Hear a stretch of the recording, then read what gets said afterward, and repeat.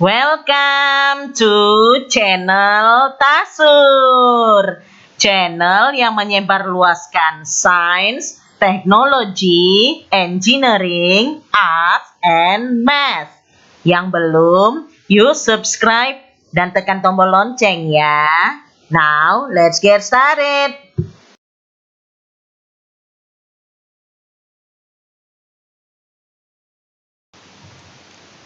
Perkembangan teknologi informasi dan komunikasi atau TIK memungkinkan konektivitas bukan hanya antar manusia saja, tetapi juga konektivitas things. Inilah terminologi IoT atau Internet of Things. Akibatnya, pada masa sekarang ada ribuan database baik pemerintah maupun swasta mengandung data pribadi tentang kita.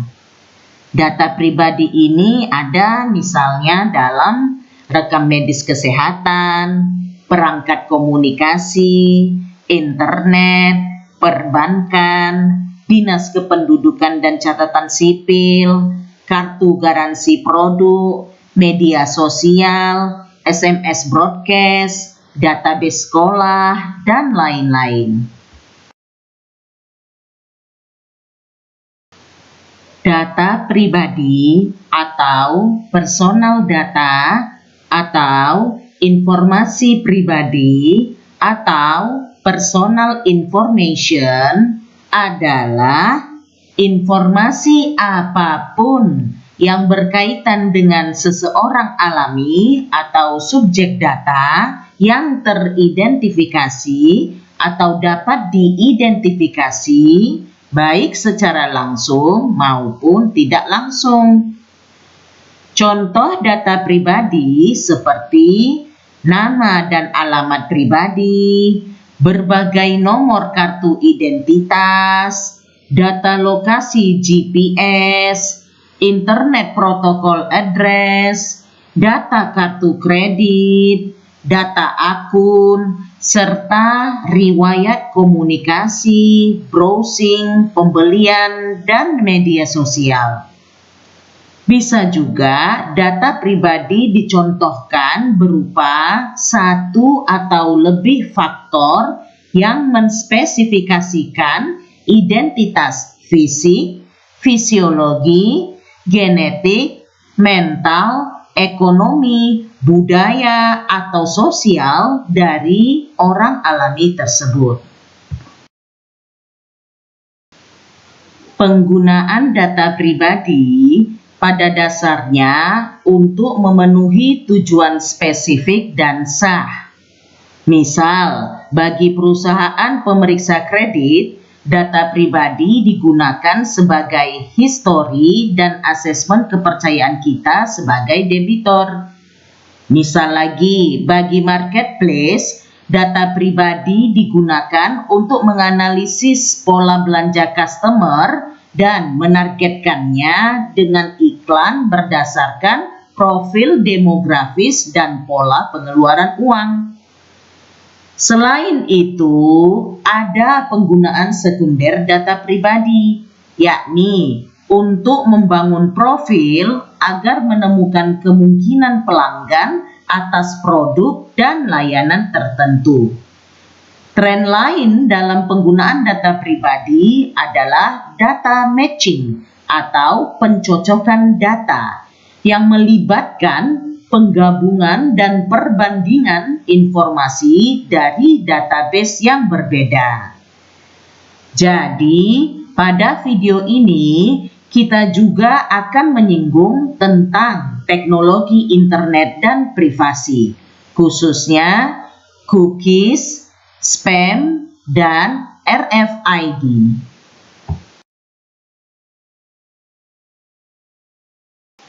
Sekarang kita akan bahas teknologi internet yang berkaitan dengan privasi. Pertama, cookies. Cookie adalah file teks yang disimpan website pada hard drive komputer pengguna.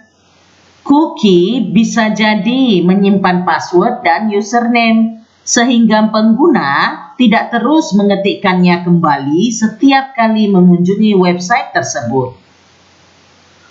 Cookie juga bisa digunakan sebagai data mining untuk melacak gerakan pengguna melalui website, waktu yang mereka habiskan di sana, link atau spanduk iklan apa yang mereka klik, dan detail lain yang ingin direkam oleh perusahaan, biasanya untuk tujuan pemasaran.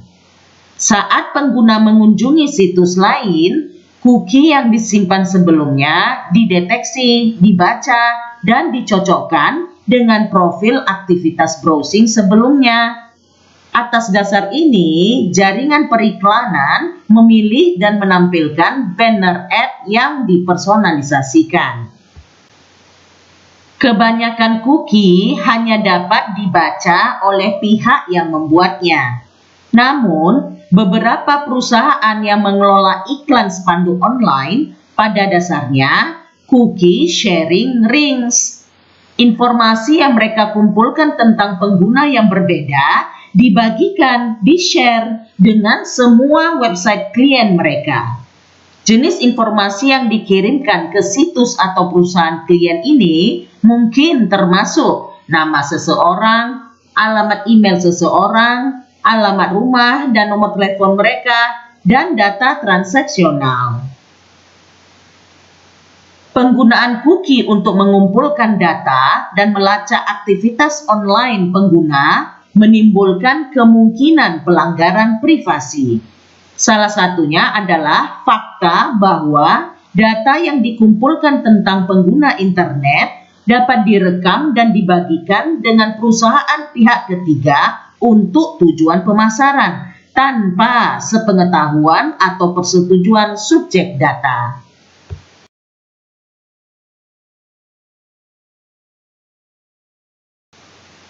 Kedua, spam. Spam adalah pesan massal, biasanya via email, tapi bisa juga via message, media sosial, bahkan panggilan telepon, yang tidak diminta dan tidak diinginkan. Contoh, pesan komersial, pesan sampah, dan surat berantai. Istilah spam dapat ditelusuri kembali ke sketsa Monty Python, di mana sekelompok Viking menenggelamkan percakapan kafe dengan keras dan terus-menerus meneriakkan kata spam. Berdasarkan cara kerjanya, kebanyakan spam dipandang sebagai pelanggaran privasi yang mengganggu.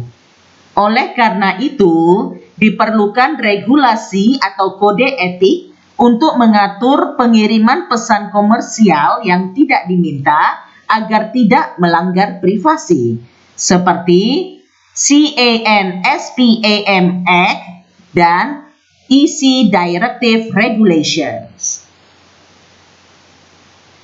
Spam bisa berbahaya jika berupa phishing yang mengelabui korban untuk memberikan informasi sensitif, spoofing yang meniru atau berpura-pura sebagai pengirim sah, scam yang bertujuan merampok uang, dan mail spam yang mengandung malware, dan sebagainya.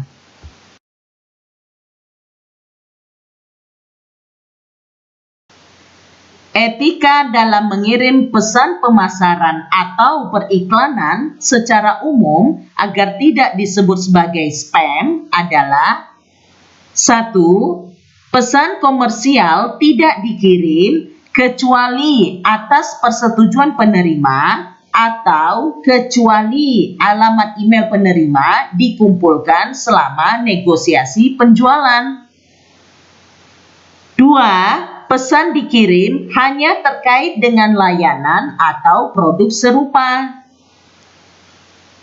3. Ketika alamat dikumpulkan, penerima diberi kesempatan untuk memilih keluar dan tidak dipilihnya. 4. Pengirim tidak boleh menyembunyikan identitasnya. 5. Pengirim harus memberikan alamat valid untuk permintaan option out atau keluar.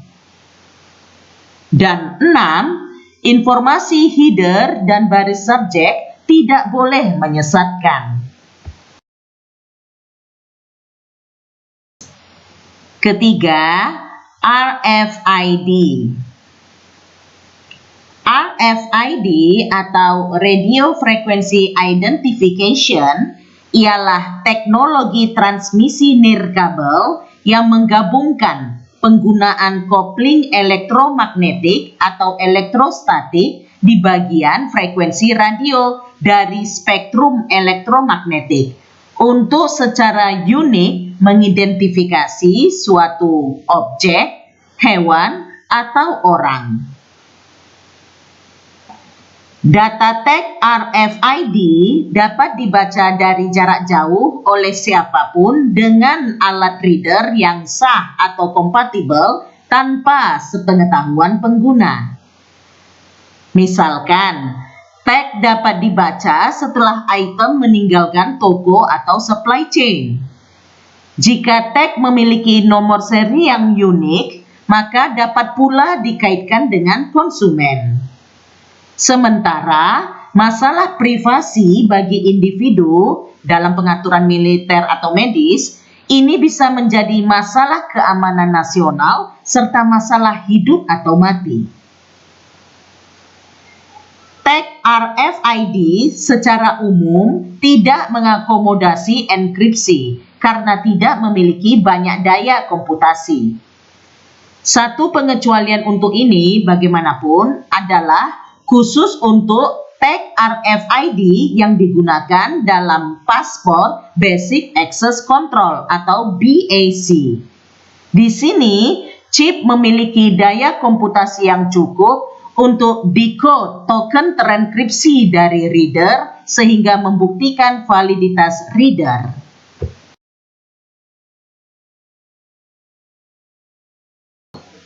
Kerangka kebijakan privasi yang disediakan oleh Undang-Undang Perlindungan Data UK bisa dijadikan sebagai pedoman etika bagi perusahaan yang terdiri dari prinsip pertama, data pribadi harus diproses dan ditangani secara adil, sah, dan merata.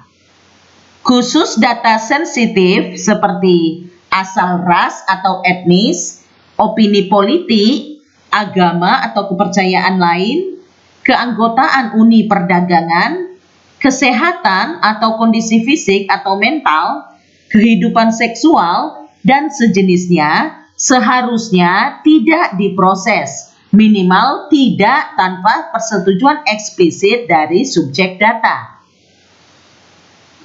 Prinsip kedua, data pribadi diperoleh dan dikumpulkan hanya untuk satu atau lebih tujuan spesifik, akurat, dan otentik. Kemudian, tidak diproses lebih lanjut dengan cara apapun yang tidak sesuai dengan tujuan tersebut. Prinsip ketiga, data pribadi harus memadai, relevan, dan tidak berlebihan terkait dengan tujuan pemrosesannya. Contoh, toko online yang perlu mengetahui nomor dan nama kartu kredit untuk menjalankan bisnis, tapi tidak perlu nomor asuransi dari negara. Prinsip keempat, data pribadi harus akurat dan jika perlu selalu diperbarui. Jika informasi salah, maka bisa misleading dalam mendeskripsikan seseorang. Prinsip kelima, data pribadi tidak boleh disimpan lebih lama dari waktu yang diperlukan untuk tujuan pemrosesannya. Kemudian, seharusnya dalam banyak kasus, data tersebut dihancurkan sesudah periode waktu tertentu. Prinsip keenam, data pribadi harus ditangani sesuai dengan hak subjek data. Subjek data berhak untuk mengakses data pribadinya. berhak menghapus data pribadi yang tidak akurat, berhak diinformasikan kapan data pribadinya diproses atau diungkapkan kepada pihak ketiga, berhak mencegah pemrosesan untuk tujuan marketing langsung, berhak mencegah pengambilan keputusan hanya dengan cara otomatis, serta berhak atas kompensasi untuk kerusakan yang timbul dari kegagalan dalam memenuhi perlindungan data. Prinsip ketujuh, tindakan teknis dan organisasi yang tepat dan metode keamanan yang sesuai harus diambil terhadap apapun yang melanggar aturan privasi data pribadi. Misalnya, pemrosesan data pribadi yang tidak sah atau melanggar hukum, dan kehilangan atau penghancuran yang tidak disengaja atau kerusakan data pribadi. Untuk memenuhi prinsip ini, profesional komputer perlu untuk mengamankan data pribadi dari kerusakan eksternal dan internal, mengamankan data pribadi dari akses ilegal, mengelola data pribadi secara benar dengan backup yang cukup dan rencana recovery bencana, serta memiliki prosedur untuk menghapus data tua atau tidak relevan. Dan prinsip kedelapan, data pribadi tidak boleh ditransfer atau dijual ke wilayah atau negara eksternal, kecuali wilayah atau negara tersebut memastikan tingkat perlindungan yang memadai dan sah untuk hak subjek data terkait dengan pemrosesan data pribadi. Ada kalanya hak akses subjek data dibatasi. Data atau informasi terbatas ini mencakup hal-hal berikut. 1. Kontrol kriminal, pajak, dan imigrasi. 2. Hak istimewa hukum dan profesional. 3. Data fisik, mental, dan pekerjaan sosial. 4. Pekerjaan oleh atau di bawah pihak pembatas akses yang sah. 5. Referensi rahasia. 6. Perkiraan dan perencanaan manajemen. Dan 7. Niat dalam negosiasi dengan subjek data. Adapun data atau informasi yang tidak boleh dimiliki oleh warga negara dapat mencakup hal-hal berikut. 1. Data atau informasi rahasia dan sensitif yang berkaitan dengan pertahanan dan keamanan negara. 2. Data atau informasi ilmiah atau ekonomi yang melayani kepentingan negara. 3. Data atau informasi yang jika diungkapkan akan merugikan keamanan dan ketertiban umum. 4.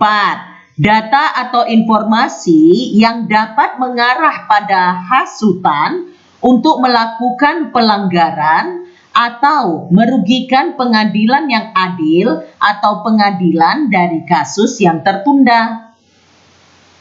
5. Rahasia dagang atau komersial yang dilindungi undang-undang atau informasi yang pengungkapannya akan merugikan kepentingan ekonomi dan komersial yang sah atau posisi kompetitif negara. 6. Data atau informasi yang dapat merugikan penyelenggaraan pemerintah pusat dan daerah jika diungkapkan, termasuk informasi yang dipertukarkan secara rahasia di antara mereka. Dan 7. Risalah atau catatan nasihat, termasuk nasihat hukum, pendapat, atau rekomendasi yang dibuat oleh pejabat negara selama proses pengambilan keputusan sebelum keputusan final diterbitkan. Sekarang kerjakan evaluasi ini ya. Submit di e-learning STMIC Logika. Kalau ada pertanyaan atau mau berdiskusi, silakan komen di video ini. Jangan lupa like dan share video ini. Sebarluaskanlah, karena ilmu itu dibagikan, bukan digenggam. Thank you. Channel Tasur, semua jadi mudah.